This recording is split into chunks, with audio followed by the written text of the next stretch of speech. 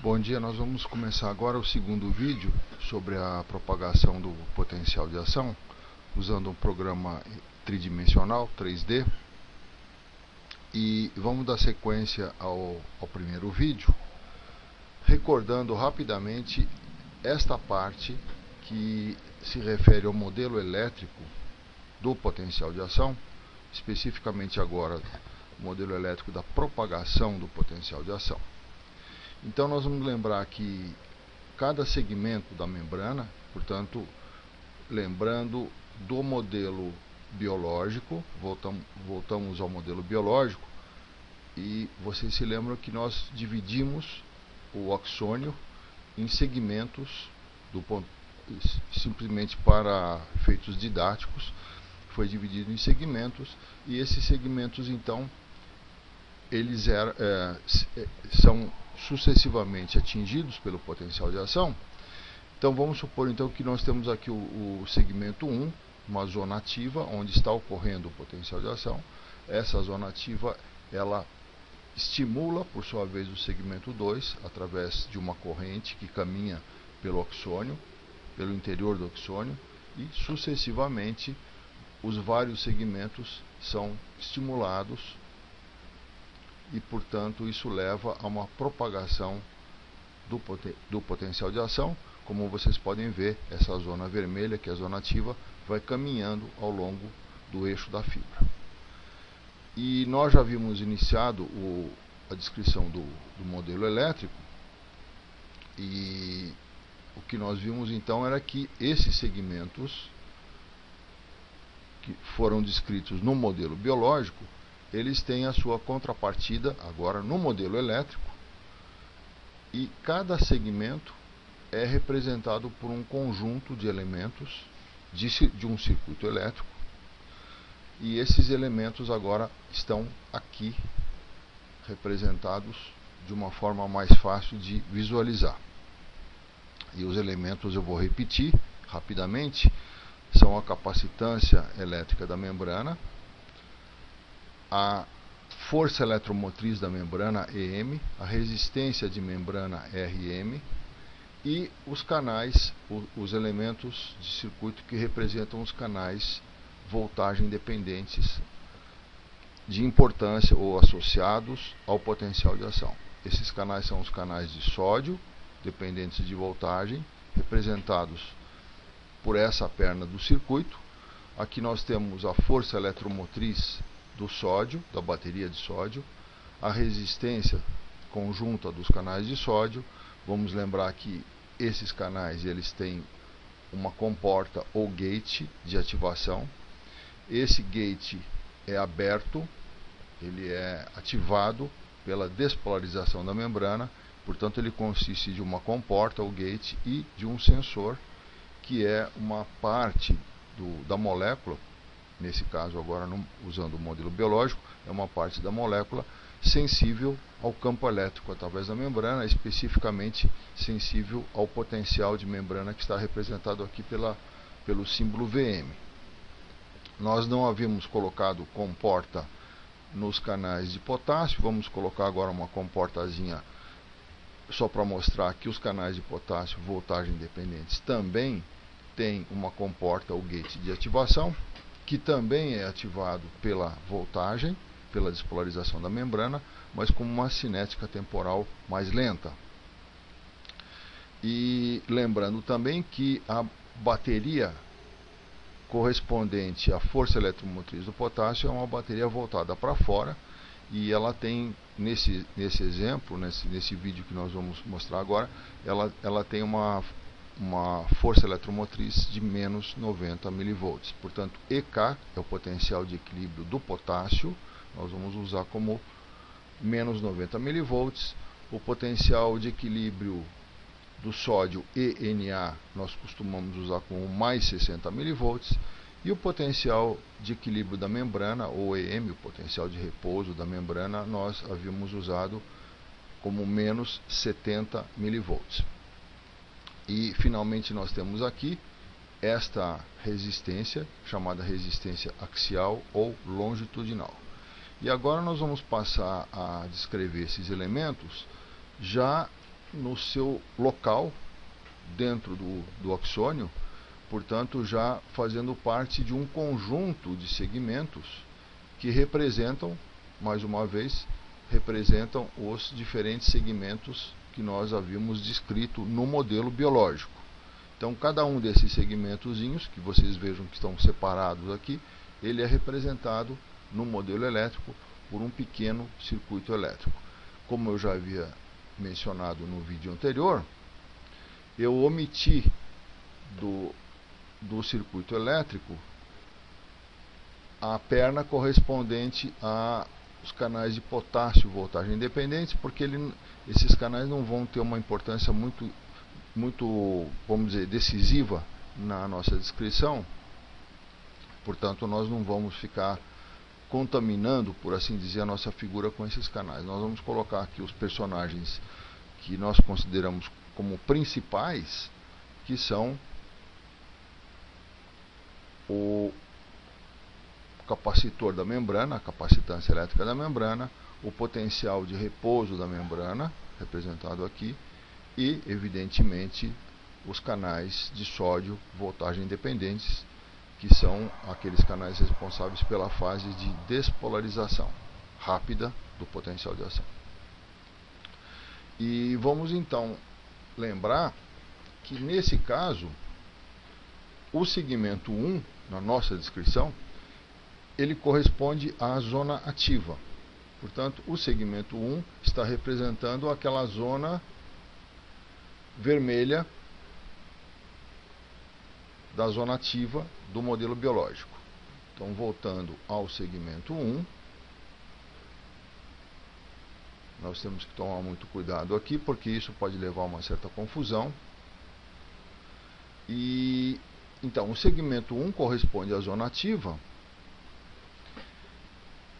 E vocês podem observar que, efetivamente, esta comporta o gate correspondente aos canais de sódio dependentes de voltagem. Esse gate está aberto, mostrando que agora existe a passagem de uma corrente, portanto pode passar uma corrente, e efetivamente essa corrente existe, e essa corrente é movida pela força eletromotriz ENA.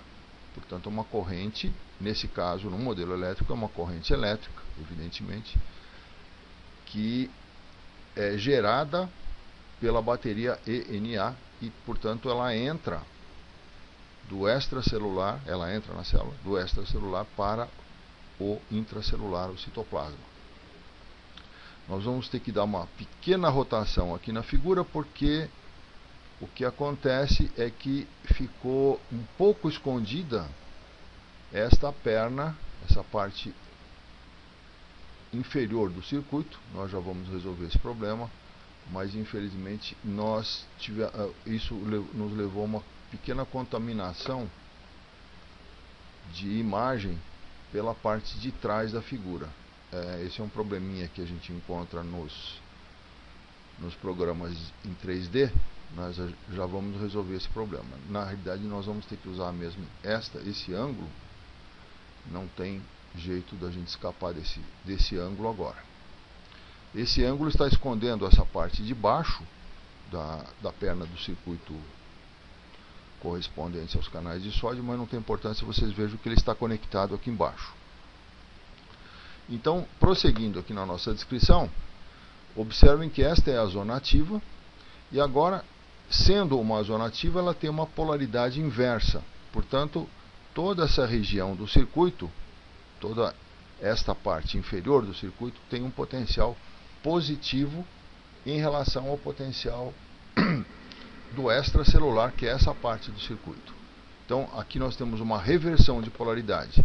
Na membrana em repouso, normalmente esta parte é negativa e esta parte é positiva. Só para lembrar um pouquinho, vocês podem observar aqui que, sendo esta região, agora no segmento 2, que está em repouso ainda, sendo essa região negativa, esta região negativa atrai o sensor e, portanto, de certa maneira, vamos dizer, usando uma ideia muito pictorial, muito fantasiosa, mas útil do ponto de vista didático, Então esta zona negativa ela atrai o sensor fechando a comporta. Quando esta região passa a ser a zona ativa e agora a polaridade se inverte, ou não necessariamente se inverte, mas se torna menor até o ponto de chegar no potencial limiar, esta menor negatividade ou mesmo quase positividade, ela repele ou atrai com menos intensidade o sensor que está aqui. Ou seja, de qualquer maneira, o sensor acaba sendo menos atraído para essa esfera que representa o potencial de membrana. Sendo menos atraído, ele se abre, vamos dizer, ele pode ter um mecanismo que faça com que ele espontaneamente fique aberto e na realidade ele se fecharia por estar sendo atraído por aqui. Na realidade ninguém sabe muito bem como funciona esse mecanismo do sensor, então a gente pode usar qualquer tipo de comparação e o importante é que o aluno entenda a lógica por trás desse processo. Então é um sensor sensível à voltagem através da membrana, sensível ao campo elétrico, e esse sensor então abre a comporta quando o potencial de membrana ou atinge o valor limiar, ainda negativo, mas um valor negativo muito menor do que o potencial de repouso, e quando ele tem um valor positivo, e aí ele repele realmente o sensor abrindo a comporta na sua totalidade.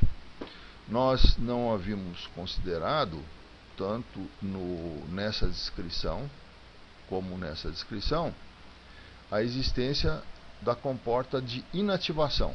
Nós não colocamos a comporta de inativação porque a preocupação nesse vídeo é a propagação do potencial de ação.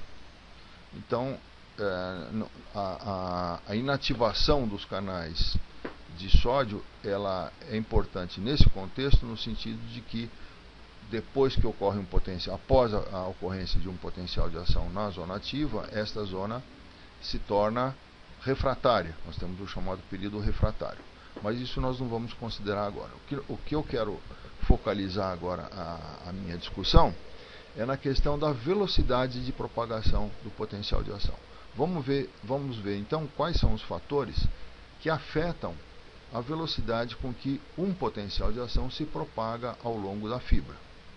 E isso evidentemente é muito importante para a sobrevivência do animal ou sobrevivência da espécie, porque existem inúmeros exemplos na neurofisiologia ou vamos dizer, na organização do animal, onde é extremamente importante que o potencial de ação percorra a fibra com uma rapidez muito grande.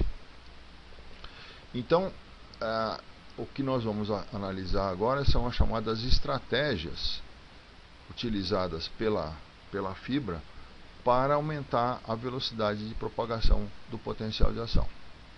E existem várias estratégias. Mas antes da gente entrar nessa discussão das estratégias, vamos ver quais são os fatores que afetam a velocidade de propagação. Então, para que esta região, então essa é a região ativa. Então, nós já vimos que essa região, ela, ao se tornar ativa, ela passa a injetar corrente na região que está ainda em repouso. Então, esta é uma chamada corrente axial. Ela é gerada pela zona ativa, porque ela corresponde agora a um fluxo de cargas de uma região positiva, que vocês estão vendo aqui, na zona ativa, para uma região que ainda está negativa no segmento que está em repouso.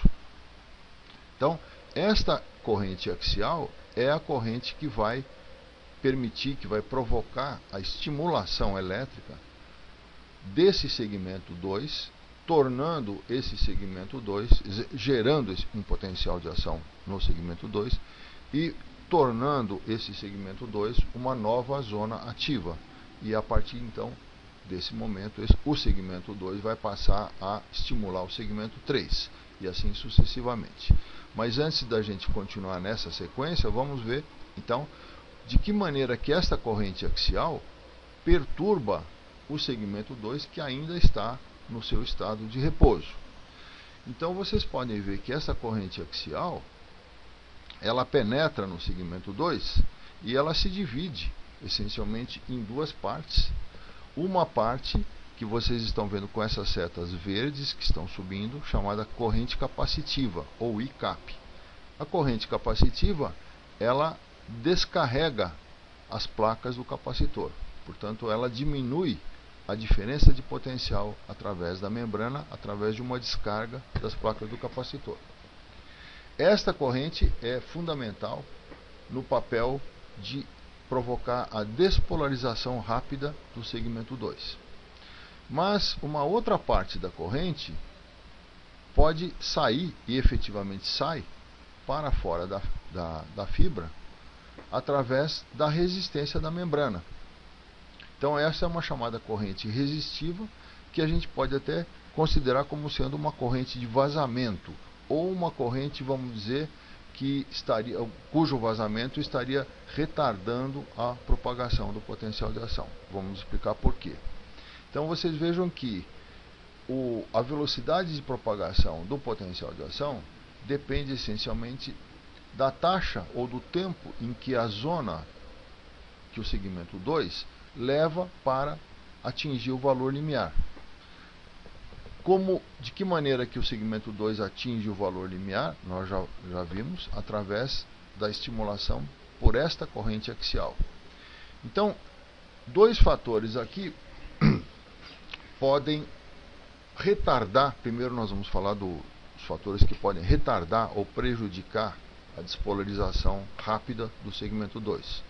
Então, dois fatores podem retardar. Se a capacitância for muito grande, portanto, a capacidade da fibra de armazenar cargas for muito grande, esta corrente capacitiva vai levar muito tempo para descarregar o capacitor até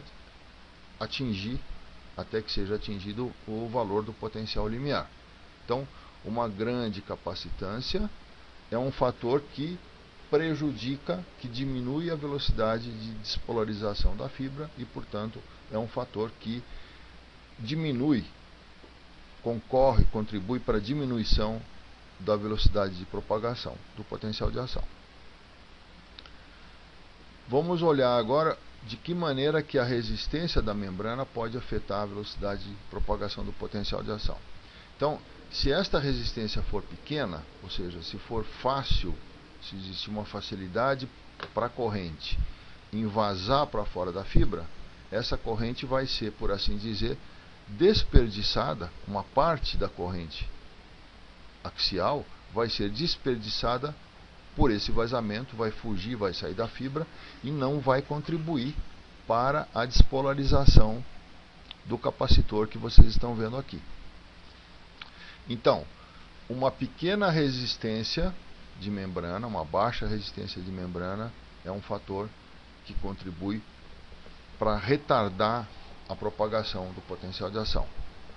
Uma alta capacitância de membrana é um fator que contribui para retardar o potencial de ação. Então, na realidade, as estratégias evolutivas para aumentar a velocidade de propagação do potencial de ação, elas se concentram essencialmente em uma diminuição da capacitância da membrana, portanto, uma diminuição de CM, e num aumento de RM.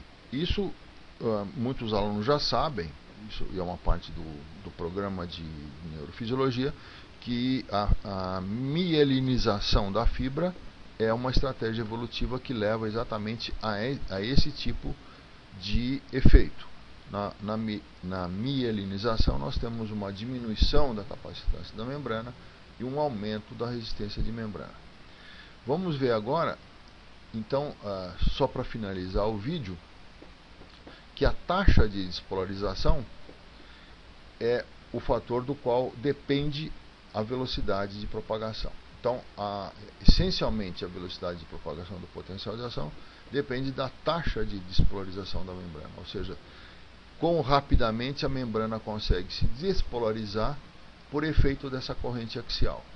Então, vocês vejam só, a taxa de despolarização é dV/dt, e ela depende, então, da corrente axial, portanto, quanto maior a corrente axial, maior a taxa de despolarização, e depende inversamente da capacitância elétrica da membrana. Nesse fator aqui, nessa equação, nós não estamos colocando a